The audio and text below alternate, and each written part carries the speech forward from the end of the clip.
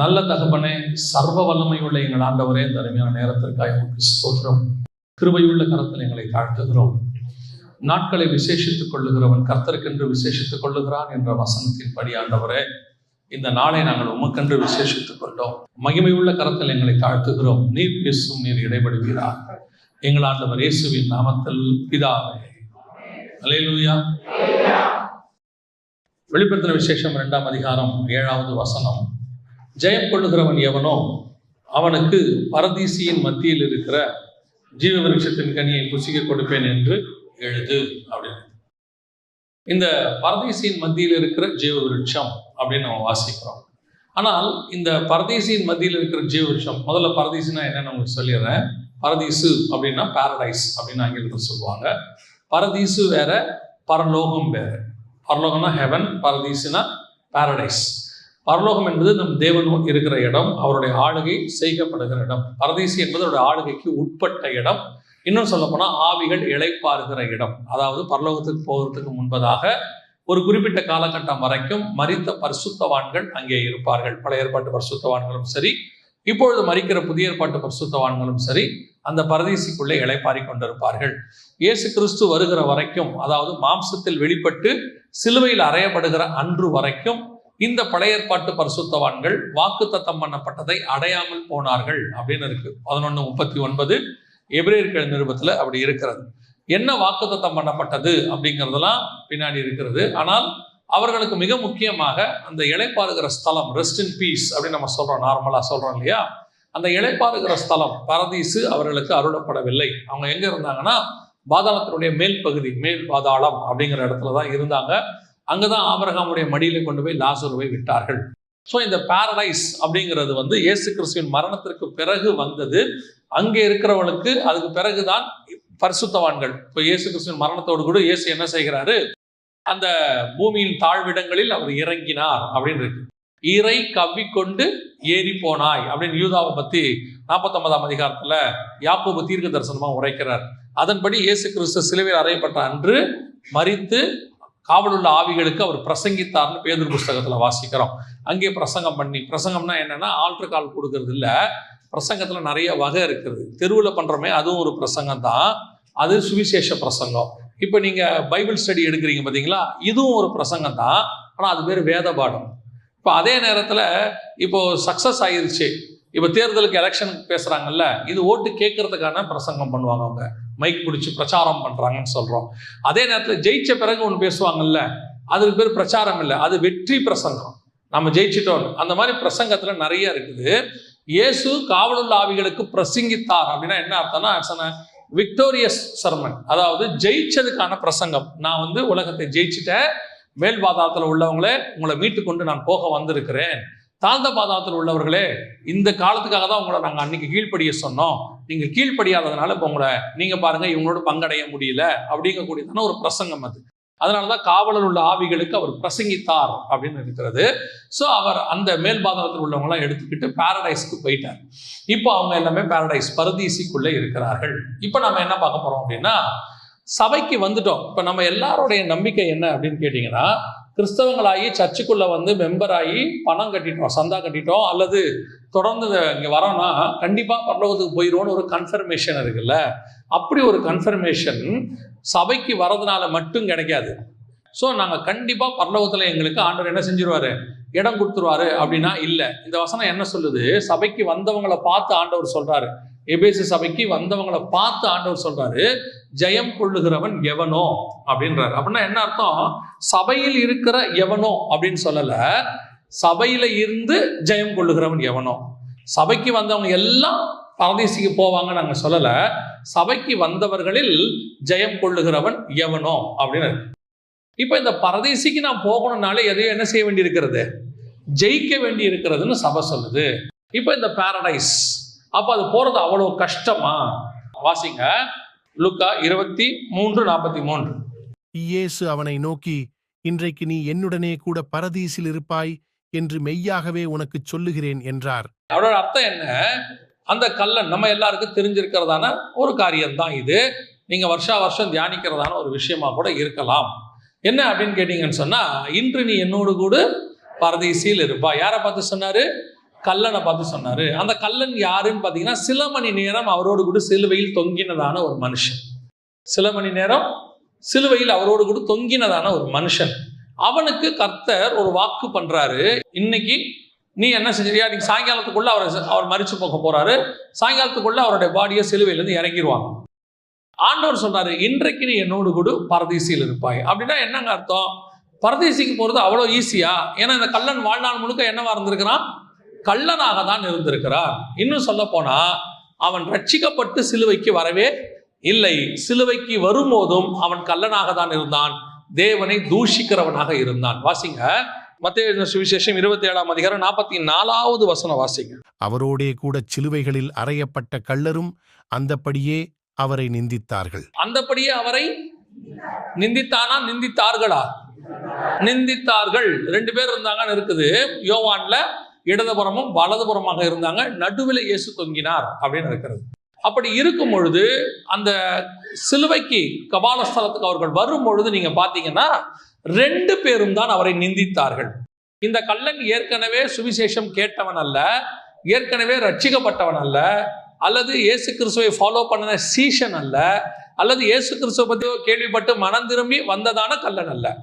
வரும்பொழுது வசனம் தெளிவா சொல்லுது, சிலுவையில் அவரோடு கூட இருந்த கள்ளர்களும் அவரை அந்தப்படியே நிந்தித்தார்கள் அப்படின்னு. ஸோ அப்போ அவன் அங்க வந்துதான் ஒரு டிரான்ஸ்ஃபர்மேஷன் ஆயிருக்கு, அங்க வந்துதான் ஒரு மாற்றம் நடந்திருக்கு. சில மணி நேரங்கள், அந்த மாற்றம் எவ்வளவு நேரத்துக்குள்ள வந்திருக்குது? சில மணி நேரத்திற்குள் வந்திருக்கிறது. அதே நேரத்தில் இந்த பரதேசிக்கு போறதை பத்தி பைபிள் சொல்லுச்சு, நம்ம வாசிச்சோம். வெளிப்படுத்தல் 2:7 என்ன சொல்லுச்சு? ஜெயம் கொள்ளுகிறவன் எவனோ அவனுக்கு பரதேசியின் மத்தியில். அப்படின்னா என்ன அர்த்தம்? ஜெயம் பெற்றாதான் பரதேசிக்கே போக முடியும். சபையை பார்த்து சொல்றாரு. அப்போ பரதேசிக்குள்ள போகிறது ரொம்ப கஷ்டமா ஈஸியா? பாரடைஸ்குள்ள போகிறது கஷ்டமா ஈஸியான்னு பார்த்தா, கள்ளன்கிட்ட சொல்லும் போது சில மணி நேரத்துக்குள்ளேயே உள்ள போகிற மாதிரி இருக்குது, ரொம்ப ஈஸியா போன மாதிரி இருக்கு. ஆனால் சபை கிட்ட சொல்லும் போது நீ ஜெயம் பெற்றாதான் போக முடியும், அது கஷ்டமாக தெரிகிறது. இன்னும் ஒரு வசனத்தை நீங்கள் வாசிங்கள். 2 கொரிந்தியர் 12ஆம் அதிகாரம் 2-3 வசனங்களை வாசிங்க. கிறிஸ்துவுக்குள்ளான ஒரு மனுஷனை அறிவேன், அவன் 14 வருஷத்திற்கு முன்னே 3ஆம் வானம் வரைக்கும் எடுக்கப்பட்டான். அவன் சரீரத்தில் இருந்தானோ சரீரத்திற்கு புறம்பே இருந்தானோ அதை அறியேன், தேவன் அறிவார். அந்த மனுஷன் பரதீசுக்குள் எடுக்கப்பட்டு மனுஷர் பேசப்படாததும் வாக்கு கெட்டாததுமாகிய வார்த்தைகளை கேட்டான் என்று அறிந்திருக்கிறேன். இது எழுதுறது யாருன்னா பவுல் எழுதுறார். இது யாரை பத்தினா அவரை பத்தி தான் இருக்கும் என்று அதிகமாக நம்பப்படுகிறது. அடுத்த வசனம் வாசிங்க. அவன் சரீரத்தில் இருந்தானோ சரீரத்திற்கு புறம்பே இருந்தானோ அதை அறியேன், தேவன் அறிவார். இப்படிப்பட்டவனை குறித்து மேன்மை பாராட்டுவேன், ஆனாலும் என்னை குறித்து என் பலவீனங்களிலேயன்றி வேறொன்றிலும் மேன்மை பாராட்ட மாட்டேன். யாரை பத்தி எழுதுறாருங்கிறது ஒரு அன்னோனா இருக்கு, ஒரு தேர்ட் பர்சனை பத்தி எழுதுற மாதிரி இருக்குது. அதே நேரத்துல அவரை பத்தி எழுதுற மாதிரியும் இருக்கு. ஏன்னா அது டீட்டெயிலா எழுதுறாரு. சரீரத்தில் இருந்தானோ அல்லது ஆவியில் இருந்தானோ அறிவேன், சரீரத்துக்கு புறம்பே இருந்தானோ அறிவேன், மனுஷர் பாஷையோ தேவர் தூதர் பாஷையோ அறியேன், இப்படிப்பட்டவனை குறித்து நான் மேன்மை பாராட்டுவேன், ஆனால் என்னை குறித்தோ அப்படின்ட்டு எழுதுறதுனால மேபி இன்னொரு ஆளு, மேபி அவரா கூட இருக்கலாம் அப்படி என்று கருதப்படுகிறது. அப்படி இருக்கும் பொழுது அந்த மனுஷனை குறித்து எழுதும் போது பயங்கர ஸ்லாக்கித்து எழுதுறாரு பாரடைஸ்க்கு போனதை பத்தி. அவன் இப்படிப்பட்டவனை குறித்து நான் மேன்மை பாராட்டுவேன் அப்படின்னு சொல்றார். அதே நேரத்தில் அவரை பத்தி சொல்லும் போது பலவீனங்களை குறித்து தான் சொல்லுவேன் அப்படிங்கிறார். அப்ப அந்த பரதீசு போகிறது, நான் சொல்றது பாரடைஸ், திருப்பியும் சொல்றேன், பரதீசை குறித்து சொல்லுகிறேன். இது போகிறது லகு மாதிரி தெரியல, ஈஸியா தெரியல. இப்ப இங்க பேசுறது எதை பத்தி? நம்ம பேசுறது எதை பத்தி? பரதீசியை பத்தி, பாரடைஸை குறித்து. இது 3வது வானம். இவங்கெல்லாம் போயிட்டு வர்றது 1வது வானம். இவங்க சொல்ற பரலோகம்ன்றது அது எத்தனை வானம்? 1ஆம் வானம், தேவன் இருக்கிற இடம். இது பாரடைஸ், ஆவிகள் இளைப்பாற இடம் 3வது வானம். 3வது வானத்துக்கு போறதுக்கே இவ்வளவு பாடுங்கிறார் அவரு, அவ்வளவு கஷ்டம் அப்படிங்கிறாரு. அதே நேரத்துல 3வது வானத்துக்கு கல்லனை பார்த்து இயேசு ரொம்ப ஷார்ட் டைம்ல சொல்லிட்டாரு, இன்று நீ என்னோடு கூட பரதீசியில் இருப்பாய். அப்போ எது ஈஸி? பாரடைஸ்க்கு போறது ஈஸியா கஷ்டமா? எப்படி கல்லனுக்கு இந்த வாய்ப்பு கிடைக்குது?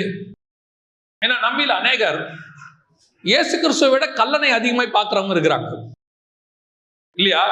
ஞானசானம் எடு அப்படின்னு கேட்டா நிறைய பேர் சொல்ற வார்த்தை, கல்லை எடுத்தானா, தண்ணியில மூழ்கி ஞானசானம் எடுத்தாதான் பரலோகத்துக்கு போக முடியுமா, போக முடியும் அப்படின்னு சொன்னா உடனே இவங்க சொல்ற வார்த்தை என்னன்னா, அந்த கல்லை எடுத்தானா.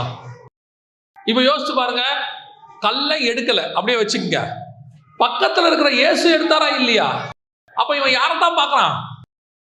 கல்லனை தான் பார்க்கறான். எடுத்த இயேசுவை பார்க்கவே இல்லைல்ல.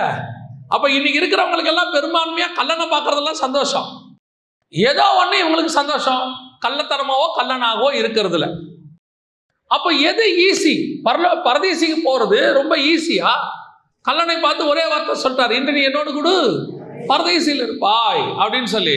ஆனா அவன் சொல்றான், 14 வருஷத்துக்கு முன்னாடி ஒருத்தனை பார்த்தேன், அவன் பரதேசிக்கு போயிட்டு வந்தான், சரீரத்தில் இருந்தா, நான் சரீரத்துக்கு புறமே இருந்தானா தெரியாது, தூதர் பாஷையா மனுஷன் பாஷையா தெரியாது, தேவனே அறிவார். அப்ப அத அவ்வளவு பெரிய மேன்மை பாராட்டு வேணுங்கிறான். சோ இந்த ரெண்டுத்துக்கும் கான்ட்ரவர்சி மாதிரி தோணுது. ஒரு பக்கம் பரதேசிக்கு போறது கஷ்டமா தெரியுது, ஒரு பக்கம் பரதேசிக்கு போறது ஈஸியா தெரியுது. உண்மையிலே கஷ்டமா ஈஸியா? நம்ம பாரடைஸ பத்தியே பேசுறோம், இன்னும் பரலோகம் அது வேற விஷயம். அதாவது கடைசி காலத்துல பரலோகமும் பரதீசியும் அவ்வளவு துணிகரமாய் பேசக்கூடிய இடமாய் மாறிவிட்டது. சொல்லுவாங்க யூதர்கள், பாரம்பரிய யூதர்கள் தேவனுடைய நாமத்தையும் சீயோனை குறித்தும் அவ்வளவு சீக்கிரத்துல வாய் திறந்து சொல்ல மாட்டாங்களாம். ஏன்னா அது அவ்வளவு பரிசுத்த இடம், அங்க போறதை பத்தி நம்ம ரொம்ப கேர்ஃபுல்லா பேசணும் அப்படின்னு சொல்லுவாங்களாம். இன்னைக்கு ரொம்ப ஈஸி ஆயிடுச்சு. சரி, நாம பரதேசிக்கு போறது எளிதா? கல்லன் ரொம்ப ஈஸியா தான் போயிட்டானா அப்படின்னா இல்ல. கல்லன் கிட்டையும் சில கிரைட்டீரியாக்கள் இருந்தது. ஆண்டவர் உடனே கல்லனை பார்த்து சொல்லிடல, இன்று நீ என்னோடு கூட பரதேசியில் இருப்பாயின்னு சொல்லிடல. கல்லன் கிட்டையும் சில கிரைட்டீரியாவை எதிர்பார்த்து அது நிறைவேறின பிறகுதான் கர்த்தர் இந்த வார்த்தையை சொன்னார். இப்ப யோசித்து பாருங்க, கல்லன் சிலுவைக்கு வரும்பொழுது, இயேசுவின் இடத்துல வரும்போது, கொண்டு வரப்பட்டு சிலுவையில் அறையப்படும் போது அவனும் நிந்தித்த மனுஷர்களில் ஒருத்தன். கீழே இருக்கிறவங்களும் நிந்திச்சாங்க, கூட இருக்கிற கல்லரும் அவரை நிந்தித்தார்கள் அப்படின்னு இருக்குது. ஆனால் சில மணி நேரம் அவன் இயேசுவோடு கூட தொங்குகிறான், சிலுவையில் நடக்கிற காரியங்களை பார்க்கிறான். உங்களுக்கு தெரியும் நினைக்கிறேன், இயேசு சிலுவையில் அறைஞ்சு முடிஞ்ச உடனே 100க்கு அதிபதி ஒரு வார்த்தை சொல்லுவா. அப்புறம் மத்தியில 100க்கு அதிபதியும் அவனோடைய கூட இயேசுவை காவல் காத்திருந்தவர்களும் பூமி அதிர்ச்சியையும் சம்பவித்த காரியங்களையும் கண்டு மிகவும் பயந்து மெய்யாகவே இவர் தேவனுடைய குமாரன் என்றார்கள். இவர்களும் இயேசு கிறிஸ்துவை தேவனுடைய குமாரன்னு சில மணி நேரத்தில் ஏற்றுக்கொண்டவர்கள். வித்தின் சம் ஹவர்ஸ், உடனடியாக அல்ல, நடந்த சம்பவங்களை பார்க்கறாங்க. 3 மணி நேரமோ 6 மணி நேரமோ 9 மணி நேரமோ, சில மணி நேரங்கள். அந்த சில மணி நேரங்களில் நடந்த சம்பவங்களை எல்லாம் பார்த்துட்டு தான் ஒரு முடிவுக்கு வராங்க, இவர் மெய்யாகவே தேவனுடைய குமாரன். தூரத்துல இருந்து பார்த்த 100க்கு அதிபதி, பக்கத்துல இருந்து பார்த்த கல்லன். அவன் பார்த்த காலகட்டமும் இவன் பார்த்த காலகட்டமும் ஏறக்குறைய ஒரே காலகட்டம் தான். ஏன்னா சிலுவையில் அறையும் போது எல்லாரையும் ஒன்னாதான் அறையிறாங்க. சிலுவையில் அரைஞ்சதுல இருந்து அந்த சிலுவையில் அறைந்தவர்களும் 100க்கு அதிபதி இவரை பார்த்துக்கிட்டே இருக்கிறாங்க. சிலுவையில் அரைஞ்சதுல இருந்து கல்லனும் பார்த்துக்கிட்டே இருக்கிறான். 2 பேரும் இவர்களை பார்க்கிறார்கள். பார்த்து விட்டு 2 பேருக்குள்ளேயும் சில மாற்றங்கள் வருகிறது. அந்த மாற்றத்துல என்ன ஃபர்ஸ்ட் நடந்துச்சு வாசிங்க. லூக்கா எழுதின சுவிசேஷம் 23ஆம் அதிகாரம் 40வது வசனத்தை வாசிங்க. மற்றவன் அவனை நோக்கி, ஒரு கல்லன், 2 பேரும் திட்டிக்கிட்டே இருந்தாங்க. இந்த நடந்த சம்பவங்களை எல்லாம் பார்த்துக்கிட்டே இருக்காங்க. 100க்கு அதிபதி, சிலுவையில் அறைந்தவங்க, கல்லன் எல்லாம் பார்க்கறான். இவனுக்குள்ள ஒரு மாற்றம் வருகிறது. இப்ப இவன் மற்றவனை நோக்கி, நீ இந்த ஆக்கினைக்கு உட்பட்டவனா இருந்தும் எப்படி தேவனுக்கு பயப்படுகிறது இல்லையா? முதல்ல இவனுக்குள்ள வந்தது தேவனை பற்றின பயம். இவன் கல்லன் ஏன் தெரியுமா? ஒரு திருடன் ஏன் தெரியுமா? அவனுக்கு தேவ பயம் இல்லாததுனால தான் அவன் என்னவா இருந்தான்? திருடனாக இருந்தான். இவன் இஸ்ரவேல் கல்லனாவே வச்சுக்கொள்ளுங்களேன், இஸ்ரவேல் தேசத்தை சேர்ந்த கல்லனாவே வச்சுக்கோங்க. அவனுக்கு நியாயப்பிரமாணத்தை பத்தி நல்லாவே தெரியும். அந்த நியாயப்பிரமாணத்துல 10 கட்டளைகள்ல ஒண்ணு, களவு செய்யாதிருப்பாயாக. அதை மீறித்தான் அவன் என்ன செஞ்சிருக்கிறான்? அவன் களவு பண்ணியிருக்கிறான், கல்லனா மாறி இருக்கிறான். அப்பொழுது அவனுக்குள் ஒரு தேவ பயம் இல்லை. வாழ்நாள் எல்லாம், எத்தனை வயசு நமக்கு அங்க இல்ல, ஒரு வாலிப வயசோ இல்ல ஒரு மிடில் ஏஜோ எப்படி வேணா வச்சுக்கொள்ளுங்க, அத்தனை ஆண்டு காலம் அவனுக்கு தேவனை பத்தின பயம் இல்லை. ஆனால் பக்கத்துல இவர் அடிக்கப்பட்டு தொங்குறாரு. அடிக்கப்பட்டு தொங்கும் போது பார்க்கும் பொழுது இவனுக்கு நியாயமா என்ன வருது? தேவனை பற்றின பயம் வருகிறது.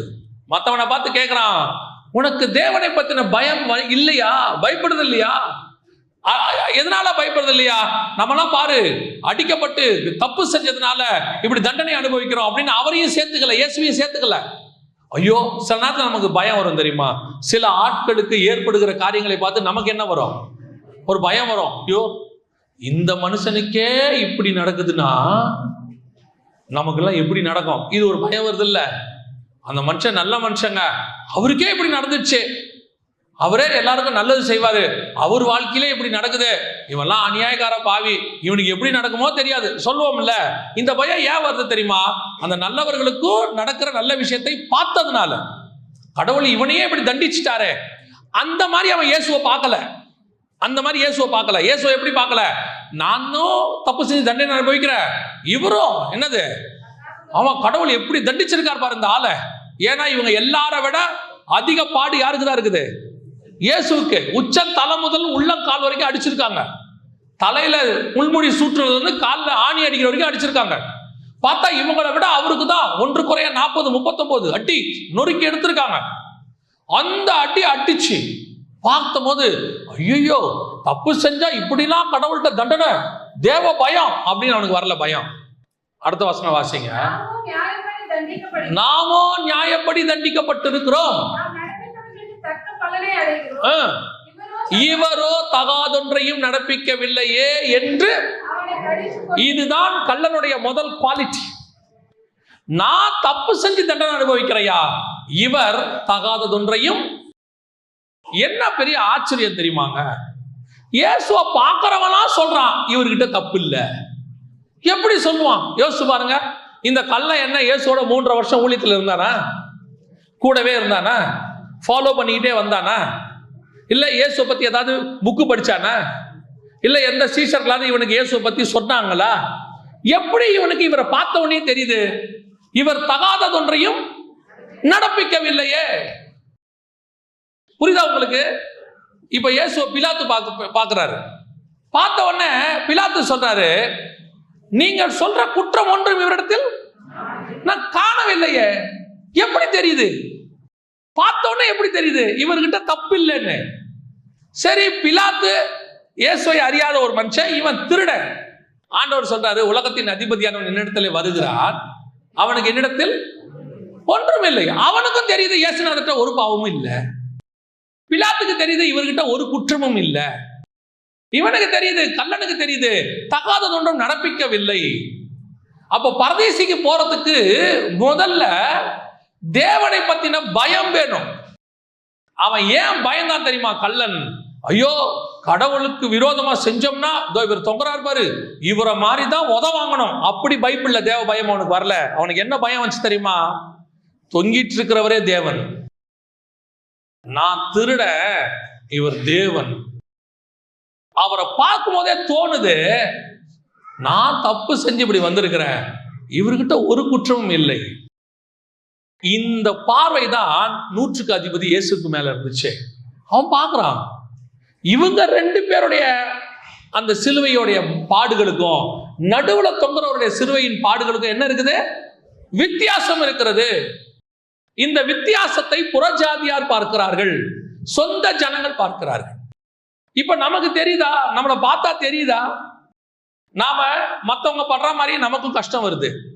ஆனா நாம படுற கஷ்டத்துல அவன் நம்மளை பார்த்து பயப்பட மாட்டான், நம்மளை பார்த்து தேவனை மகிமைப்படுத்துவான். இது நடக்கணும். அப்படி நடக்குமா? இதுதான் ஸ்பிரிச்சுவல் லைஃப். கவனிச்சுக்கொள்ளுங்க. நான் ஒரு குற்றத்தை அனுபவிக்கும் போது இப்படி எடுத்துக்கோங்க, ஈஸியா புரியறதுக்கு சொல்றேன். எத்தனை பேர் பைபிள்ல பாடு அனுபவிச்சாலும் யோபு பாடு அனுபவிக்கும் போது உங்களுக்கு தோணுதா இல்லையா? அவன் நீதிமான், அவன் அநியாயமா பாடு அனுபவிக்கிறான், தோணுதா இல்லையா?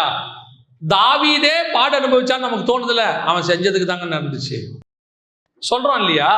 யாருக்கு எது நடந்தாலும் அவன் ஏதோ ஒன்று செஞ்சிருப்பான், அதனால நடந்துச்சு. ஆனா யோபுவை பத்தி சொல்லும் போது மட்டும் நமக்கு என்ன தோணுது? ஒண்ணுமே செய்யாம இப்படி அனுபவிக்கிறானே. யோபுக்கே அப்படி தோணுமானால் மனுஷனில் அவன் நீதிமானாக இருந்தான், அவன் குற்றம் இல்லாதவன் இல்லை. வசனம் சொல்லுது, இவைகளால் யோபு தன் வாயினால் பாவம் செய்யவில்லை. அவ்வளவுதான். உள்ள என்ன இருந்துச்சுன்னு ஆண்டவருக்கு தான் தெரியும். ஒரு பீரியட்ல புலம்ப ஆரம்பிச்சிடறாரு யோபு பிரச்சனையினுடைய உச்சத்துக்கு போகும்போது. ஆனால் அவரை பார்த்தாலே ஐயோ அநியாயமா இப்படி கஷ்டப்படுறாரே நமக்கு தோணுது. ஆனா இயேசுவை பார்த்தா அத்தனை பேருக்கும் தோணுது, இவர் பாவம் செய்து தொங்குறவர் அல்ல, இவர் தேவனாக தொங்கிக் கொண்டிருக்கிறார். இந்த வெளிப்பாடு அவனுக்கு வருது பாருங்க. இதுதான் கள்ளன் பரதீசிக்கு போறதுக்கு ஃபர்ஸ்ட். உங்களுக்கும் எனக்கும் பரலோகத்துக்கு போகணும்னா, பரதேசிக்கு போகணும்னா முதல்ல என்ன தெரியுமா ஆண்டவர் செஞ்சாரு? எனக்காக இயேசு சிலுவையில் அறையப்பட்டார் அப்படிங்கிறதான எண்ணம் வந்துச்சு. எனக்காக இயேசு என்ன செய்யப்பட்டார்? சிலுவையில் அறையப்பட்டார் அப்படிங்கிறதான ஒரு எண்ணம் வந்துச்சு. இன்னைக்கு நாம பரதேசிக்கு போறதுக்கு அதான் பேசிக் குவாலிஃபிகேஷன். கள்ளன் பரதேசிக்கு போனா நானும் போகணும். இப்ப நீங்க மரிச்சீங்கன்னா பரதேசிக்கு தான் போவீங்க, பரலோகத்துக்கு போக மாட்டீங்க. ஆஸ் பர் வசனம் வரும்போதுதான் எல்லாரும் மொத்தமா ஒன்னா உள்ள போவோம் பரலோகத்துக்கு. அது வரைக்கும் ஆவிகள் இளைப்பாடுற இடத்துல இளைப்பாருவோம். அப்படி அந்த இளைப்பாடுற இடத்துக்கு நீங்க போகணும்னா முதல்ல உங்களுக்கு இருக்க வேண்டியதான சுபாவம் என்ன தெரியுமா? நான் அனுபவிக்கிற பாடுக்கு காரணம் நானு, ஆனா கிறிஸ்து எனக்காக பாடு அனுபவித்தார். இன்னைக்கு நமக்கு இந்த வேர்ட் ரொம்ப ஈஸியா போயிருச்சு. வருஷா வருஷம் இந்த செய்தி எல்லாம் கேட்டு கேட்டு உங்களுக்காக இயேசு சிலுவையில் அறையப்பட்டார் அப்படின்னு ஒன்ன சிலுவையில் அறையப்பட்டார் கேஷுவல் ஆயிடுச்சு. ஆனா அந்த கல்லனுக்கு அது கேஷுவல் இல்லை. அவன் பார்க்கறான், ஒரு தேவன் தொங்குறாரியா சிலுவையில். இப்ப நம்ம இயேசு கிறிஸ்து தொங்குறார் தேவன் தொங்குறாருன்னு சொல்றோமே ஒழிய அவனுக்குள்ள இருந்த உணர்வு உங்களுக்கு இருக்குதா? வந்து உட்கார்ந்து இருக்கிறோம், இயேசு என் பாவத்தை மன்னிச்சிட்டார், உண்மை, எந்த மாற்று கருத்தும் இல்லை.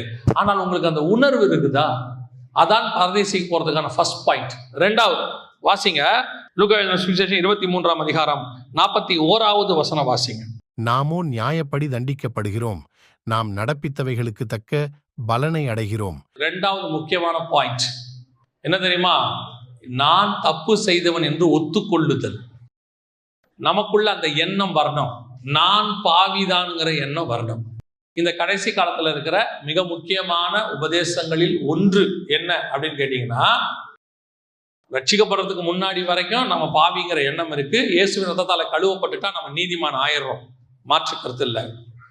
இப்போ நார்மலா இருக்கிற தைலம் அபிஷேக தைலமா மாறிடுது. நார்மலா இருந்த தைலம் இப்ப என்னவா மாறிடுது? அபிஷேக தைலமா மாறிடுது. பாவியா இருந்த நாம இப்ப என்னவா மாறிட்டோம்? இப்ப இதுக்கு அப்புறம் என்ன சொல்றாங்க எல்லாரும்? இப்ப இருக்கிற கடைசி காலத்துல இருக்கிற மிக முக்கியமான உபதேசம் என்னன்னா, ஒரு தடவை நீங்க ரட்சிக்கப்பட்டீங்கன்னா அதுக்கப்புறம் அதுக்கு பேர் நித்திய ரட்சிப்பு. நீங்க பாவியா மாறவே முடியாது. அதுக்கு பேர் நித்திய ரட்சிப்பாமா, ஒன்ஸ் சேவ் எவர் சேவ் அப்படின்னு சொல்றாங்க. இந்த பாவங்களை அறிக்கையிடுறோம்ல, பாவங்களை அறிக்கையிட்டோம், இயேசு நம்ம பாவத்தை மன்னிச்சிட்டார், உண்மை. ஆனால் நீங்கள் இயேசுவை ஏற்றுக்கொண்ட பிறகு பாவம் செய்யவில்லையா? யாராவது ஒருத்தர் சொல்லுங்க, நான் இயேசுவை ஏற்றுக்கொண்டு 20 வருஷம் ஆச்சு, இந்த 20 வருஷத்தில் நான் பாவமே செய்தது இல்லை அப்படின்னு சொல்லுங்க பாப்போம். ஒரே ஒருத்தர். இது வரைக்கும் எப்ப இயேசுவை ஏற்றுக்கொண்டு என் பாவம் மன்னிக்கப்பட்டுச்சோ அன்னியிலிருந்து எனக்கு பாவமே கிடையாது அப்படின்னு சொல்ல முடியுமா? ஒருத்தர் கூட சொல்ல முடியாது. இன்னும் நமக்குள் என்ன இருக்கிறது? பாவம் இருக்கு, பலகீனம் இருக்கு. அதுக்காக தான் வேதம் சொல்றது நீதிமானுக்கு சரி கட்டப்படும். உங்கள் ரட்சிப்பு பூரணப்பட காத்திருங்கள், முடிவு பரியந்தம் நிலைநிற்கிறவனே ரட்சிக்கப்படுவார். எல்லா வசனமும் இருக்கு. இன்னைக்கு இந்த பாவ உணர்வு கொஞ்சம் கொஞ்சமா பிசாசு எடுத்துக்கிட்டே இருக்கிறான். அம்மா சொல்றதுக்கு அப்பா சொல்றதுக்கு இதான் டிஃபரன்ஸ். என்னைக்காவது எந்த தாயாவது தகப்பனாவது டோன்ட் வரி மை சன், தைரியமா போய் எழுது, 10வது போனா என்ன திருப்பி எழுதிக்கலாம், 12வது போனா என்ன திருப்பி எழுதிக்கலாம், யாராவது ரிசர்வேஷன்ல சொல்லி இருக்கிறீங்களா? அதே பவுல் தான் கேட்டாரு, அன்போட வரட்டுமா பெரம்போட வரட்டுமா? ரெண்டும் இருக்கு. இன்னைக்கு என்ன ஆயிடுச்சு? நான் பாவி என்கிற உணர்வு போயிடுச்சு. இவன் அதை அந்த பிசாசு அதை எடுக்க விரும்புறான். நம்மில் பாவம் இல்லை என்று சொல்வோமானால், ஆமா, ரொம்ப கேர்ஃபுல்லா இருக்கணும். அதுதான் அவங்ககிட்ட அது கல்லன் கிட்ட இருந்த ரெண்டாவது மிக முக்கியமான விஷயம் என்ன தெரியுமா? நான் பாவி ஆண்டவரே. எல்லா தப்பு செஞ்சவங்ககிட்டயும் ஒரு காரணம் இருக்கும் தெரியுமா உங்களுக்கு? ஆதாம் கிட்ட ஒரு காரணம் இருந்துச்சு. ஏன்டா பழம் சாப்பிட்ட? இந்த அம்மா கொடுத்துச்சு. அந்த அம்மாவை கேட்டாரு, ஏமா நீ ஏமா பழம் சாப்பிட்ட? பாம்பு, இந்த பாம்பு பண்ண வேலை. அந்த அம்மாட்ட ஒரு காரணம் இருந்துச்சுல்ல, நான் சாப்பிட்டேன்னு சொல்லாது. ஆனா இவன் சொன்னா இல்ல இல்ல இல்ல, நான் பாவி, ஐ அம் த ரீசன். நாமோ நடப்பித்தவைகளுக்கான தக்க பலனை அடைகிறோம். ஒத்துக்கொள்ளுகிற சுபாவம். பரதீசிக்கு போனோம்னா முதல்ல ரெண்டாவது இருக்க வேண்டிய சுபாவம் என்ன தெரியுமா? கன்ஃபெஷன். எனக்கு நான் ஆமா. பைபிள் எனக்கு ஆண்டவர் சொல்லி கொடுத்த ஒரு விஷயம், சவுலுக்கும் தாவீதுக்கும் இதான் டிஃபரன்ஸ். சவுலுக்கிட்ட என்ன குணம்? செஞ்ச தப்புக்கு காரணம் சொல்லுவான். தாவீது கிட்ட காரணமே சொல்ல மாட்டான், நானே பாவின்னு ஒத்துப்பான். அவ்வளவுதான். எப்ப நீங்க ஒத்துக்கிட்டீங்களோ அப்பொழுதே தேவன் உங்களுக்கு மீட்பை கட்டளையிட வல்லமை உள்ளவராய் இருக்கிறார். அல்லேலூயா. இதான் ரொம்ப முக்கியம். எல்லாத்துக்கும் ஒரு ரீசன் சொல்றது. சில ஆட்கள் நானும் பார்ப்பேன் ஆபீஸ்ல, ஏன் இப்படி செஞ்சீங்க, அதுக்கு ஒரு ரீசன் சொல்லுவாங்க, இதனால தான் அப்படின்னு. நான் வேலை பார்த்த இடத்துல நான் ஒர்க் பண்ணவருக்கு ரீசன் சொன்னா பிடிக்காது. அவர் ரீசன் அவர் சொல்லுவார், சரி அவன் தான் தப்பு பண்ணா, நீ என்ன பண்ணேன்னு, நீ சரி பண்ணலாம்ல அப்படிம்பாரு. அவருக்கு இந்த ரீசன் சொன்னா பிடிக்காது. ஏன் பிடிக்காதுன்னு அப்புறம் பார்த்தேன், பைபிள்ல ஆண்டவருக்கே ரீசன் சொன்னா பிடிக்காது. ஆண்டவர் என்ன சொல்றாரு? Each and everybody have the own reasons. எல்லாருக்கும் சுய காரணங்கள் இருக்கு. ஒவ்வொருத்தருக்கும் அவன் சைடுல ஒரு நியாயம் இருக்கு. உன் நியாயத்தையே நீ பேசிக்கிட்டு இருந்தீனா மன்னிப்பு கிடைக்காது. நீதிபதி பாருங்க, 2 பேர்கிட்ட கேட்பாரு, 2 பேரும் வாதம் பண்ணுவாங்க, 2 பேரும் நியாயம் சொல்லுவாங்க. ஆனா நீதிபதிக்கு தெரியும் ஒருத்தனுடைய வாதத்தில் நியாயம் இருக்கிறது, ஒருத்தனுடைய வாதத்தில் நியாயம் இல்லை. அவன் சைடு அவன் நியாயமா சொன்னாலும் அதில் ஒரு குற்றம் இருக்கிறது. ஆண்டவர் எதை விரும்புறார் தெரியுமா? அடிக்கடி சொல்லுவாங்க, நீங்க பாருங்க, நீங்க கூட பார்த்திருப்பீங்க, அப்ரூவர் ஆயிட்டா தண்டனை இல்லைம்பாங்க. அந்த அவர் என்ன ஆயிட்டாரு? அப்ரூவர் ஆயிட்டாரு, ஒத்துக்கிட்டாரு, எல்லாத்தையும் ஒத்துக்கிட்டாரு அப்படிமா. ஒத்துக்கிட்டா அவருக்கு தண்டனை குறைவு அப்படிம்பாங்க. நம்ம ஆண்டவர்கிட்ட ஒத்துக்கிட்டா மன்னிப்பு, தண்டனையே கிடையாது. ஆண்டவர் சொல்றாரு, நீ பாவின்னு ஒத்துக்க. ஒத்துக்கவே ஒத்துக்காது. புருஷனை கேட்டா பொண்டாட்டி மேல பழி போடுறது, பொண்டாட்டியை கேட்டா மாமியார் மேல பழி போடுறது, மாமியாரை கேட்டா பேர பிள்ளைங்க மேல பழி போடுறது, பேர பிள்ளைகளை கேட்டா எல்லாரும் மேலேயும் பழி போடுறது. அந்த குடும்பத்தில் உட்காந்து கேட்டு பாருங்க எல்லாரும். அதான் நான் எப்பவும் சொல்லுவேன், நீங்க பாவம் செஞ்சோன்னு என்னைக்கு ஒத்துக்கிறீங்களோ அன்னைக்கு தான் ஆண்டவர் மன்னிப்பே தர முடியும். ஆர்கியூமெண்ட்ஸ் அடுத்து அடுத்து அடுத்து அடுத்து, அதுக்கு இதுதான் காரணம், இதுக்கு அதான் காரணம், போயிட்டே இருக்குது. ஆனா ஆண்டவர் எதிர்பார்க்கறது நீ ஒத்துக்கோ, ஆமா தப்பு, சரி நான் பண்ணது ஆமா ராங் சொல்லும் பொழுது ஆண்டவர் சொல்றாரு, இன்று நீ என்னோடு கூட பரதீசில் இருப்பாய். உனக்கு ஆவிகள், நீ rest, your rest in peace பா. ஏன் நீ பாவங்களை அறிக்கை செய்து விட்டுட்டினா உனக்கு ரெஸ்ட் இன் பீஸ். இன்னைக்கு அறிக்கை செய்யாத ஒரு கூட்டம் சபைக்குள்ள இன்னைக்கு என்ன இருக்கு? அடுத்தவனை குற்றப்படுத்துறது, அடுத்தவன் தப்பு. இப்பவும் சொல்றேன், எவன் தப்புன்னு சொல்றதுக்கு சபை இல்லை, நான் தப்புன்னு சொல்றதுக்கு மட்டும்தான் இங்க சபை இருக்கு. நம்மை நாமே நிதானித்து அறிந்தோமானால் நாம் நியாயம் தீர்க்கப்படும். பரலோகத்துக்கு வர்றவன் எப்படிப்பட்டவனா இருப்பான் தெரியுமா? ஒருத்தரை ஒருத்தர் மன்னிக்க கூடியவனாக இருப்பான். அல்லேலூயா. அதுல பிரதானமானது நான் பாவின்னு தான் மன்னிப்பு வந்துருச்சு, வேலை முடிஞ்சிருச்சு. கல்லன் இருந்த அடுத்த குவாலிட்டி என்ன தெரியுமா? இப்போ கல்லன் தேவனுக்கு பயப்படுகிற பயம் வந்துருச்சு. அடுத்து நான் பாவி என்று என்ன செஞ்சுட்டான்? அறிக்கை செஞ்சுட்டான். எப்போ அவன் பாவி என்று அறிக்கை செய்து தன்னுடைய பாவங்களை அறிக்கை செய்து விட்டு விட்டானோ அந்த நிமிஷத்தில் இயேசுவும் ரத்தம் சிந்திட்டார். இப்ப இயேசு என்னவாயிட்டாரு?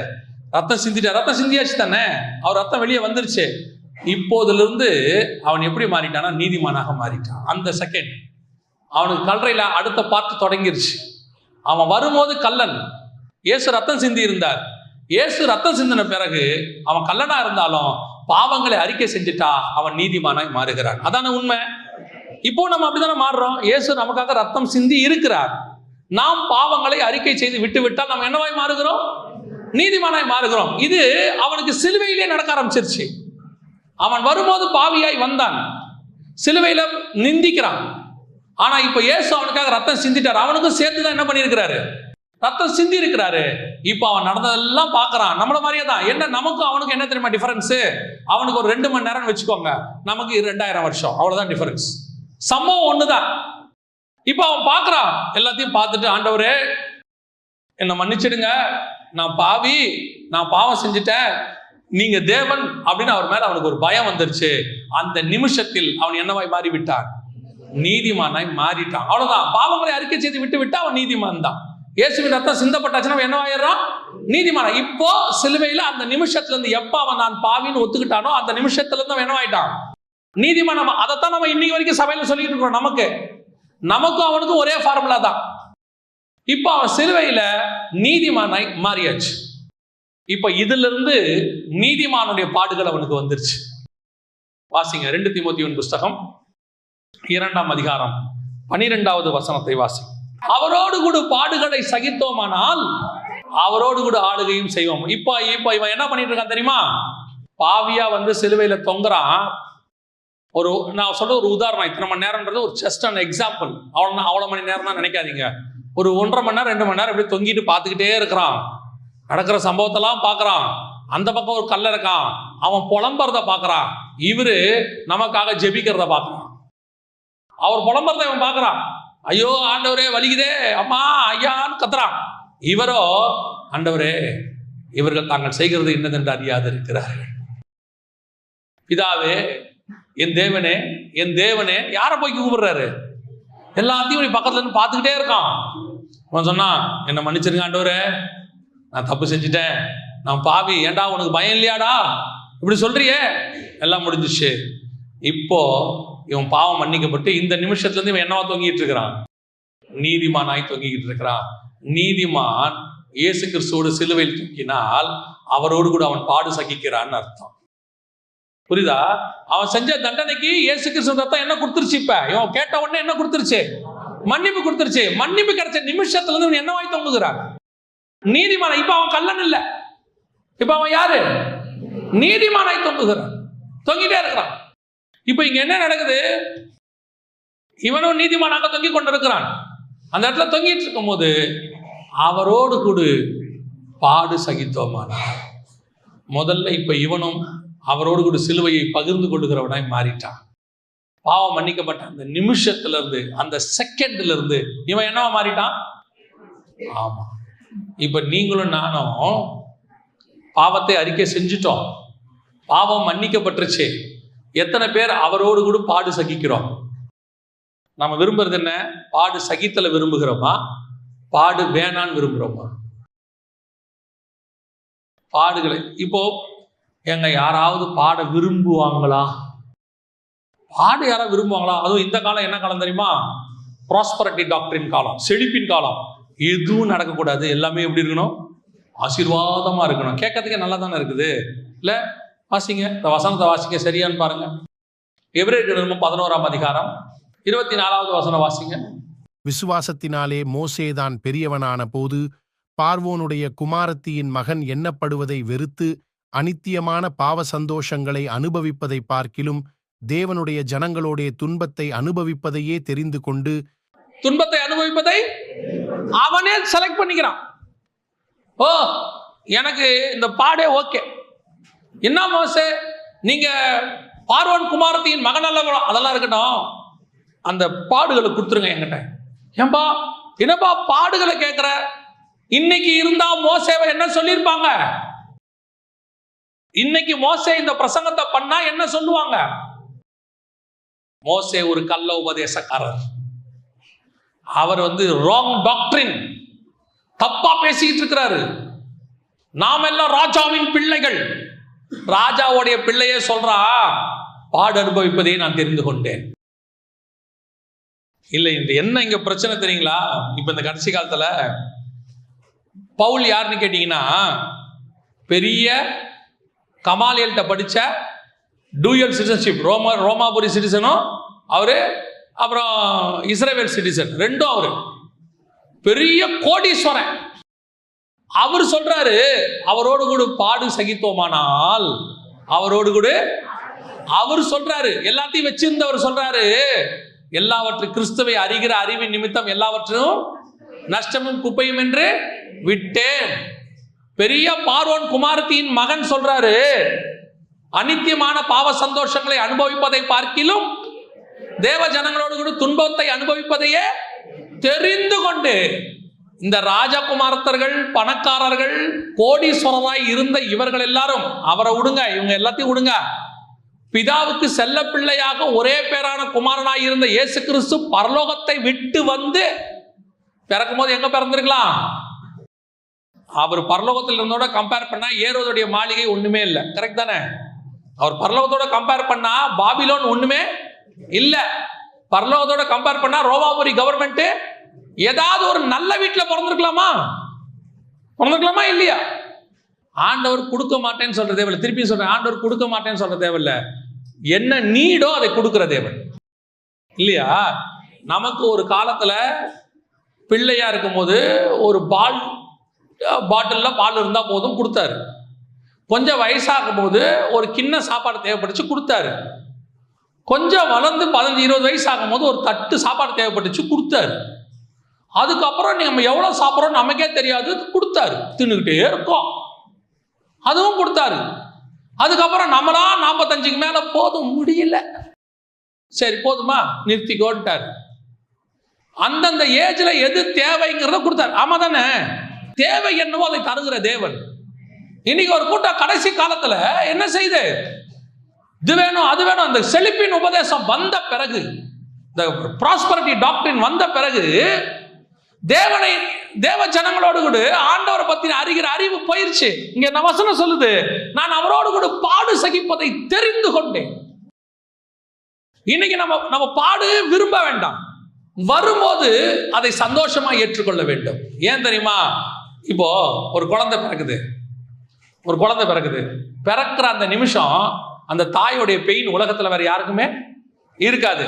அவங்களோட சந்தோஷம் என்ன தெரியுமா? இந்த பாடு இன்னும் கொஞ்ச நேரம் தான், என் கண்கள்ல என் குழந்தைய நான் பார்க்க போறேன், இனி வரும் பலன் மேல் நோக்கமாகி துன்பத்தை அனுபவிக்க அவர் தெரிந்து கொண்டார். இதுதான் ஆவிக்குரிய வாழ்க்கை. எனக்கு கர்த்தர் ஒரு ஆசீர்வாதத்தை வச்சிருக்கிறாரு, அது நிமித்தம் நான் துன்பத்தை தெரிந்து கொள்கிறேன். இந்த இடத்துல அவன் கேட்கல, ஆண்டவரே நான் உங்களுடைய தேவனுடைய குமாரனா ஏற்றுக்கொண்டேன், என்னை எப்படியாவது விடுதலையாக்கி கொடுத்துருங்கன்னு அவன் கேட்கல. ஆண்டவரே என்னை சிலுவையிலேருந்து இறக்கி விட்டுருங்கப்பான்னு கேட்கல. அவன் சொல்லல, ஆண்டவரே அவன் தான் தொங்குறான், அவனை திட்டினவன், நான் அவங்களை ஏத்துக்கிட்டேன், எப்படியாவது என்னை காப்பாத்தி கீழே இறக்கி விட்டுருங்கன்னு கேட்கல. அவன் என்ன தெரியுமா சொன்னான்? ஆண்டவரே நான் உங்களோடு கூட பாடு சகிக்கிறேன், நான் உங்க கூடயே தொங்குறேன், ஆண்டவரே நீங்க இருக்கிற வரைக்கும் இருக்கிறேன், நான் சாவும் நானும் செத்துறேன். வாசிங்க ரோமர் எழுந்திருப்போம் 6ஆம் அதிகாரம் 6வது வசனத்தை வாசி. பாவ சரீரம் ஒளிந்து போகும் பொருட்டாக என்னுடைய பழைய மனுஷன் அவரோடு கூட சிலுவையில் அறையப்பட்டது என்று இந்த கல்லனுக்கு நல்லா தெரியுது. இது என்னுடைய பழைய மனுஷன், இத்தோட இது முடிய போகுது, நான் சாக போறேன், என் பிரச்சனை ஓவராக போகுது. எப்படிங்க சொல்றீங்க? அவன் சிலுவை பாட அனுபவிக்கும் போது இன்னொரு வார்த்தையை சொல்றான், அதுதான் ரொம்ப இம்பார்ட்டன்ட். அவன் இந்த சரீரத்தை காப்பாத்தி கொடுங்கன்னு கேட்கல, ஆண்டவரே நான் உங்களை ஏற்றுக்கொண்டேன், என்னை உடனே விடுதலையாக்குங்கன்னு கேட்கல, எப்படியாவது என்னை காப்பாத்தி கொடுத்துருங்கப்பான்னு கேட்கல. அவன் அப்படியே பாடு அனுபவிச்சுட்டே இருக்கான். அவனுக்கு ஒண்ணு தெரியுது, இது இல்ல, இதுக்கப்புறம் இன்னொன்னு வரப்போகுது. வாசிங்க லூக்கா எழுதின சுவிசேஷம் 23ஆம் அதிகாரம் 42வது வசனத்தை வாசிங்க. ஆண்டவரே உம்முடைய ராஜ்யத்தில் வரும்போது, இப்ப அவன் கேட்கல இப்ப என்ன விடுதலையாக்கி கொடுங்கன்னு கேட்கவே இல்லை. அவன் கேட்டது, ஆண்டவரே நான் ஏற்றுக்கொண்டேன், என் பாவத்தை மன்னிச்சிடுங்க, உம்முடைய ராஜ்யத்தில் வரும்போது என்னை ஏற்றுக்கொள்ளும். அது அர்த்தம் என்ன? இங்க என்ன விடுதலையாக்குங்கன்னு கேட்கல, உம்மோடு கூட நான் சிலுவையில் அறையப்பட்டிருக்கிறேன், நீர் வரும்போது உம்மோடு கூட பாடு சகித்தோமானால் உம்முடைய கூட ஆளுகையும் செய்வோம். அவன் கேட்டது அதான், நீர் உம்முடைய ராஜ்யத்தில் வரும்போது என்னை நினைத்துக்கொள். அவன் ஏன் பரதேசிக்கு போனான் தெரியுமா? அந்த எவனா இருந்தாலும் என்ன கேட்பான்? அத்தனை பேர் என்ன கேட்பான்? நம்மள என்ன கேட்போம்? யாராவது சொல்லுவோமா, பரவாயில்ல ஆண்டவரே நான் இப்ப செத்துற விட்டுருங்க, ஆனா எனக்கு ஹெவன்ல நல்ல ஒரு இது கொடுங்கன்னு கேட்போமா? நம்மளா தான் என்ன கேட்போம்? ஆண்டவரே கொண்டாடி பிள்ளைலாம் இருக்குது, தெரியாம செஞ்சுட்டேன், எப்படியாவது மன்னிச்சு என்னை வெளியே விட்டுருங்க. வியாதியா இருக்குது, டாக்டரே சொல்றாரு இதுக்கு தேராதுன்னு, அப்ப கூட நம்ம என்ன கேட்கிறோம் ஆண்டவர்கிட்ட? ஆண்டவரே எப்படியாவது என்னை காப்பாத்தி கொடுத்தா நான் ஊழியம் பண்றேன்ப்பா. ஆண்டவரே எனக்கு சின்ன சின்ன பிள்ளைங்களா இருக்குது, என்னை காப்பாத்தி கொடுத்துருங்க ஆண்டவரே. ஆண்டவரே இப்படி எனக்கு ஏதாவது சொல்லி கொடுத்தா இனிமேட்டு நான் பாவமே செய்ய மாட்டேன், அப்படித்தானே சொல்றோம். இப்ப நாம ரட்சிக்கப்படணும், இப்ப மீட்கப்படணும், இப்ப காப்பாற்றப்படணும், இந்த பூமியில இன்னும் இருக்கணும், இன்னும் அப்படிங்கிற எண்ணம் நமக்கு இருக்கு. ஆனால் அந்த இடத்தில் கல்லனுக்கு அந்த எண்ணமே இல்லை. அவன் கேட்கவே இல்லை. கீழே ஒருத்தன் சொல்றான், நீ தேவனுடைய குமாரனை ஆனால் உன்னையும் ரட்சித்து எங்களையும் ரட்சிங்க, பக்கத்துல இருக்க கல்லன் சொல்றான். அந்த இதை இவன் சொல்லல. அவனுக்கு தெரியுது அவன் தேவனுடைய குமாரனை ஆனாலுங்கிறான். இவன் சொல்றான் அவர் தேவனே என்னை எப்படியாவது காப்பாத்தி கொடுங்கன்னு அவன் கேட்கல. அவன் சொன்னது ஒன்னே ஒண்ணு, இப்ப விட்டுருங்க ஆண்டவரே, இதை பத்தி விட்டுருங்க, நீ உம்முடைய ராஜ்யத்தில் வரும்போது என்னை நினைத்தருளும். நம்முடைய ஒவ்வொருத்தருடைய சிந்தனையும் இதுவாக தான் இருக்கும். இப்பவும் சொல்றேன், இந்த உலகத்துல பிரச்சனை வரும், போராட்டம் வரும், இல்லாதவங்க யாருமே கிடையாது. கொஞ்சம் பேர் சொல்லுவாங்க, நான் சமீபத்துல பெரிய பணக்காரன், இந்தியாவில் இருக்கிற மிக முக்கியமான பணக்காரர். அவருடைய மகனுடைய பேட்டியை போட்டாங்க. நான் யோசிச்சேன், அந்த மனுஷன் நினைச்சானா இந்த உலகத்துல எந்த மூலையில இருக்கிற மருந்தையும் கொண்டு வர முடியும். தனி விமானத்துல தனி டாக்டரை வச்சு அவனை என்ன செய்ய முடியும்? கொண்டு வர முடியும். அந்த அளவுக்கு அவனுக்கு கெப்பாசிட்டி இருக்கு. அவன் கேட்டானா எத்தனையோ நாடுகள் உடனடியாக உதவி செய்யும். அவன் நினைச்சா செய்ய முடியும். அவன் நினைச்சா இந்த நாட்டினுடைய பிரதம மந்திரியை டைரக்டா போய் உட்கார்ந்து 1 to 1 பேச முடியும். அப்படிப்பட்டதான ஒரு பிசினஸ்மேன், பணக்காரன், கோடீஸ்வரன். அவன் பையன் சொல்றான், என் வாழ்க்கையில நான் அனுபவிக்காத கஷ்டத்தை அனுபவிச்சிட்டேன். நான் சாகிற நிலைமைக்கு வந்துட்டேன். இன்னைக்கு எங்க அப்பா அம்மா என்கிட்ட காட்டின அன்புனால இன்னும் நான் என்னவா இருக்கிறேன்? உயிரோடு இருக்கிறேன். அவனுக்கு இருக்கிற சில பலவீனங்களுக்கு மருந்தே இல்லை. யோசித்து பாருங்க, எப்பேற்பட்ட கோடீஸ்வரனுக்கும் அவனுக்குரிய பாடுன்னு ஒன்று இருக்கதான் செய்யுது. ஒரு பெரிய நடிகன் அன்னைக்கு சொல்றாப்ல, கிட்டத்தட்ட கோடி கணக்கு, கோடினா 50 கோடிலாம் இல்லை, 100 கோடி 200 கோடி சம்பாதிக்கிற மனுஷன். அவன் சொல்றாரு, என் வாழ்க்கையில 10% கூட எனக்கு நிம்மதி இல்லைங்கிறார். அன்னைக்கு சொல்றாரு, 10% கூட நிம்மதி இல்லை. உலகத்துல எல்லாருக்கும் பாடு இருக்குதுங்க. ஆனா அவங்களுக்கும் நமக்கு இருக்கிற வித்தியாசம் என்ன தெரியுமா? அந்த பாடுகளிலே அவர்களுக்கு ஆறுதல் இல்லை. நம்முடைய பாடுகளிலே பிள்ளையை போல சுமக்கிற தேவன் ஒருத்தர் நமக்கு உட்கார்ந்திருக்கிறார். நமக்கு பாடு இல்லைன்னு கர்த்தர் சொல்லவே இல்லை. ஒரு இடத்துல கூட உனக்கு பாடு இல்லைன்னு சொல்லல அவரு. உனக்கு உலகத்தில் உபத்திரவம் உண்டு, திடம் கொள், நான் அதை ஜெயிச்சிருக்கிறேன், உன்னாலையும் ஜெயிக்க முடியும். காரணம், நீ ஏன் பிள்ளை, நான் ஜெயிச்சா என் பிள்ளைய நீயும் உன்னால ஜெயிக்க முடியும் தான் ஆண்டவர் உத்தரவாதம் நமக்கு தந்திருக்கிறார். அல்லேலூயா. அப்ப இந்த உலகத்தில் நாம் சந்திக்கிற பாடுகள், வேதனைகள், உபத்திரவங்கள், இது எல்லாமே எதுக்கு தெரியுமா? இனி வரும் பலன் மேல் நோக்கமாகி. அதனால்தான் அந்த கள்ளன் கேட்கல, ஆண்டவரே ரொம்ப பெயினா இருக்கு, இந்த பெயினை குறைச்சு கொடுங்க. நாம கேட்கிறோம்ல, ஆண்டவர் இந்த வலியை கொஞ்சம் குறைச்சு கொடுங்கப்பா. அந்த கள்ளன் கேட்கல, ஆண்டவரே உயிர் போக போகுது, எனக்கு காலெல்லாம் இந்த எலும்பை உடைக்க போறாங்க, என் உயிர் போக மாட்டேங்குது, எலும்பு உடைக்காம பாத்துக்கங்கப்பா. நாம கேட்கிறோம்ல, ஆண்டவரே எந்த பிரச்சனையும் இல்லாம எடுத்துக்கோங்கப்பா. நம்ம எல்லாருடைய ஆசை என்ன? மரணத்திலேயே நம்ம உயிர் போயிடணும், பாடே இருக்கக்கூடாது, கஷ்டமே இருக்கக்கூடாது, ஆசைப்படுறோம்ல. அந்த கள்ளன் அந்த ஆசையை பற்றுக்கலாம்ல. ஆண்டவரே மற்றவங்களுக்கு எலும்பு உடைப்பாங்கப்பா, எனக்கு உங்களை மாதிரி எலும்பு உடைக்காம கஷ்டப்படாம என்னை எடுத்துட்டு போயிருங்கப்பா சொல்லலாம்ல. அவன் எதையுமே அவன் ஆண்டவர்கிட்ட கேட்கல பாருங்க. அவனே ஒன்று கேட்டான், ஆண்டவரே இந்த பாடம் நான் சகிச்சுக்கிறேன், ரத்தம் சொட்டுது, உங்களுக்கு தெரியும் நினைக்கிறேன், சிலுவையில் அறையப்படுதல் நம்ம வெறும் இயேசுவை நினைக்கிறோம். கல்லனையும் யோசிச்சு பாருங்க, 2 கையில் ஆணி அடிச்சு காலில் அடிச்சு சொட்டு சொட்டா ரத்தம் போகும்போது உங்களுக்கு யோசிச்சு பாருங்க, கொஞ்ச நேரம் ரத்தம் போனாலே நமக்கு என்ன ஆயிடுது? மயக்கம் வந்துடுது இல்ல. அவனுக்கு சொட்டு சொட்டா ரத்தம் போகுது, பல மணி நேரம் ஊத்திக்கிட்டு இருக்கு, மொத்த பயங்கரம் அவனுக்கும் இருக்கு. இயேசு அளவுக்கு இல்ல, அவனுக்கும் கொஞ்சம் இருக்கு.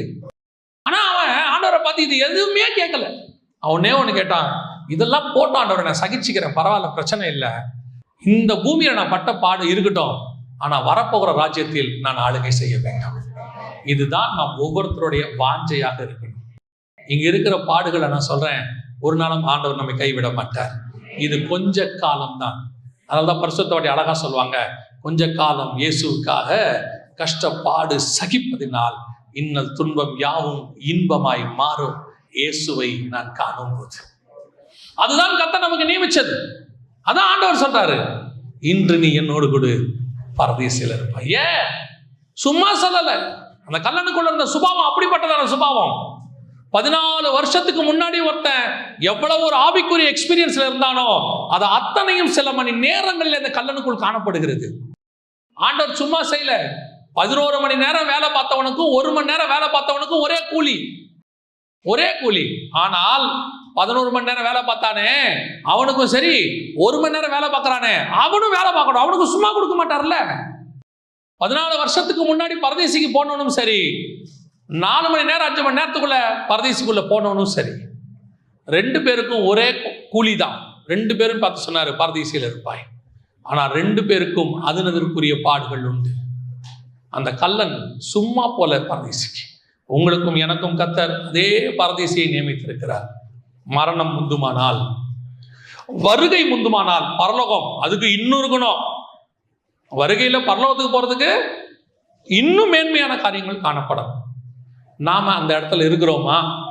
சும்மா சொல்லாதீங்க அவனை கல்லன் கல்லன் கல்லன் சொல்லாதீங்க. அவனும் இயேசுவின் ரத்தத்தாலே கழுவப்பட்ட நீதிமான் தான். அவன் அவரோடு கூட பாடு சகித்தவன் தான், அவரோடு கூட சிலுவையில் அறையப்பட்டவன் தான். பவுல் சொல்றாரு, அவரோடு கூட நான் சிலுவையில் அறையப்பட்டேன். அவனும் கூட அறைஞ்சாச்சு, அவனும் அவருக்காக அவரோடு கூட சிலுவையில் சுமந்தாச்சு. அவன் பாடுகளை அவனும் சுமந்துட்டான். நம்மளுடைய பாடுகளை இயேசு சுமந்தார். இப்ப நம்மளை பார்த்து சொன்னாரு, அவன் தன் சிலுவையை, இப்ப கல்லன் அவன் சிலுவையை சுமந்துட்டு வந்துட்டான்ல, அவன் வேலை முடிஞ்சிருச்சு இல்ல. நாம கல்லனை பார்த்து கல்லன் சொல்றதுக்கு எந்த தகுதியும் இல்ல. நாம யாருன்னு பார்க்க வேண்டிய இடத்துக்கு வந்துட்டோம். அவன் சக்சஸ்ஃபுல்லா முடிச்சுட்டான். நாம முடிப்போமான்னு பார்க்கணும். நாம முடிக்கிறோம் அப்படிங்கிற எண்ணம் இருந்தா நாமளும் தைரியமா ஆண்டவரை பார்த்து சொல்லுவோம், நீர் வரும்போது உங்களுடைய ராஜ்யத்தில் என்னை நினைவு கூறும் ஆண்டவரே. நாம் we are all waiting for his second coming. அவருடைய 2ஆம் வருகைக்காய் நாம் காத்திருக்கிறோம். அப்ப காத்திருக்கும் போது நம்மளும் எப்படி சொல்லணும் தெரியுமா? அந்த கல்லன் மாதிரி கான்பிடென்ட்டா, ஆண்டவரே இப்ப நான் சிலுவையை சுமந்துட்டேன், இதோ நான் சிலுவையில் அடைக்கப்பட்டுட்டேன், பாவ மன்னிப்பு செஞ்சுட்டேன், அதோ அங்க இருக்கிற கல்லனுக்கு காஸ்பலும் சொல்லிட்டேன், நீங்க தான் தேவனுங்கிறத அவருக்கும் சொல்லிட்டேன், இதோ நான் நீதிமானை தொங்கிக் கொண்டிருக்கிறேன், எனக்கு இங்க எதுவுமே வேணாம் ஆண்டவரே, என்னை விடுதலையாக்குங்க, என் காலை உடைக்காம பாத்துக்குங்க, எனக்கு மயக்கம் வருது, எனக்கு முன்னாடியே கொஞ்சம் மரணத்தை கொடுத்து நிம்மதியா போக விடுங்க, நான் எதுவுமே கேட்கல ஆண்டவரே, நான் எப்படியோ இந்த கஷ்டத்தை அனுபவிச்சு முடிச்சிடுறேன், எனக்கு இங்க ஒரு ஜெப விண்ணப்பம் கூட கிடையாது, என்னுடைய ஒரே ஒரு விண்ணப்பம், நீ திரும்பி வரும்போது என்னை நினைவு கூறும். இந்த எண்ணம் நமக்கு இருக்குமானால் நம்மளை பார்த்தும் கர்த்தர் அந்த வார்த்தையை சொல்லுவார், நீ என்னோடு கூட இன்று பரதீசையில் இருப்பாய். அல்லேலூயா. நாம் ஜெபிக்க போகிறோம். நாம் எல்லோரும் எழுந்திருக்கலாமா தேவ சமூகத்துல? கோடான கோடி ஸ்தோத்திரங்களை ஏறெடுக்கிறோம் அப்பா, துதிகளை ஏறெடுக்கிறோம். இப்படி வேதத்தை தியானிப்பது எத்தனை சந்தோஷம் பண்ணுகிறேன். தியானிப்பதற்கென்று எங்களுக்கு ஒரு நாளை நாங்கள் விசேஷித்துக் கொண்டோம். இந்த கல்லனோடு கூட நாங்களும் ஆண்டவரே உம்மை நோக்கி விண்ணப்பத்தை ஏறெடுக்கிறோம். அவனோடு கூட பரதீசையில பிரவேசிச்சுட்டான் ஆண்டவரே, நாங்க எப்படியாவது பிரவேசிக்கணும் ஆண்டவரே, இதை நாங்க இழந்து போய்விடக் கூடாது. ஒப்பு கொடுப்போமா தேவ சமூகத்துல? அவன் தேவ ஜனங்களோட துன்பத்தை அனுபவிக்க தெரிந்து கொண்டான். பவுல் சொல்றாரு, அவரோடு கூட பாடு சகித்தோமானால் அவரோடு கூட ஆளுகையும் செய்வோம். சீக்கிரத்தில் நமக்கு ஒரு ஆளுகை வருகிறது. தேவன் தம்முடைய ராஜ்யத்தில் வரப்போகிறார். அந்த ராஜ்யத்தில் உங்களை என்னையும் பங்கடைய செய்ய போகிறார். இங்கே நாம் அவைகளை இழப்போமானால் அங்கே பெற்றுக்கொள்ள போகிறோம். எதை அவர் நாமத்தில் இழந்தாலும் அதை நூறத்தனையாய் பெற்றுக்கொள்ள போகிறோம். ஒப்பு கொடுப்போமா தேவ சமூகத்துல? ஆண்டவர் வரும் பொழுது அவருடைய வருகையில் எடுத்துக்கொள்ளப்பட்டு நாமும் அவரோடு கூட அந்த மகிமை பொருந்திய தேசத்துல காணப்பட வேண்டும் என்று விரும்புகிறவர்கள் நம்ம இன்னைக்கு தேவ சமூகத்துல ஒப்பு கொடுக்க போகிறோம். ஆண்டவரே, இந்த உலகம் எனக்கு பாத்திரமா இருக்கவில்லை, உம்மோடு கூட நாங்கள் பரலோகத்தில் இருப்பதையே நாங்கள் வாஞ்சிக்கிறோம். ஆண்டவரே, ஒப்பு கொடுத்து ஜெபிக்கலாமா? நம்ம எல்லாம் கரங்களை ஆண்டவருக்கு நேராக உயர்த்தி ஒப்பு கொடுத்து ஜெபம் பண்ணுங்க. சர்வ வல்லமையுள்ள எங்கள் ஆண்டவரே, இந்த அருமையான நாட்களுக்காக உங்களுக்கு ஸ்தோத்திரம். இந்த நாளிலும் எங்களுக்குள் நாங்கள் ஒரு தீர்மானம் எடுக்கிறோம். ஆண்டவரே, இந்த உலகத்தில் என்ன பாடுகள், கஷ்டங்கள், போராட்டங்கள், வேதனைகள் வந்தாலும் அவை எல்லாவற்றையும் மேற்கொண்டு உமக்கு முன்பாக நிற்க பாத்திரவான்களாக இருக்கும்படிக்கு ஒவ்வொரு நாளும் உண்மையே நோக்கி பார்க்கிறோம். அப்பா ஆண்டவரே, எங்களை நாங்கள் சிலுவையில் அறைய எங்களை ஒப்பு கொடுக்கிறோம். இந்த உலகம் எங்களுக்கு அல்ல ஆண்டவரே, சிலுவை என் முன்னே உலகம் என் பின்னே என்று ஓட எங்களுக்கு கிருபை பாராட்டும். உடைய மகிமையுள்ள கரத்தில் எங்களை தாழ்த்துகிறோம். தொடர்ந்து கர்த்தர் நீர் நடத்துவீராக. எங்கள் ஆண்டவர் இயேசுவின் நாமத்தில் பிதாவே.